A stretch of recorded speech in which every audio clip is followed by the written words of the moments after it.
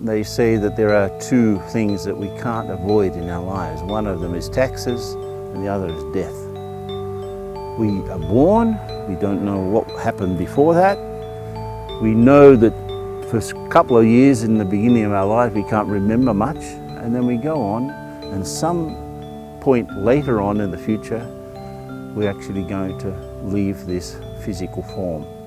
So the way I understand death is there are two things. There's the conscious energy that gives life to the physical form. Not just life to the, of course we breathe and we eat and we get water and stuff. That gives us the physical elements to sustain the body. But the life energy comes from a subtle source, which is called the soul, or the spiritual being, the essence. So many words are used in different languages. Now that energy, when it's in the body, gives life to the body. When that energy leaves the body dies. The problem is that we're afraid of death, but in fact it's not really afraid of leaving the body, because we are the spiritual being. We came here, we are spiritual beings passing through a human experience, and not human beings looking for a spiritual one. So if I understand that my real nature is spiritual, that my presence here is giving life to the body, not just life to the body, but life to the things that I do through it, life to my activities, life to the network of connections and relationships that I form.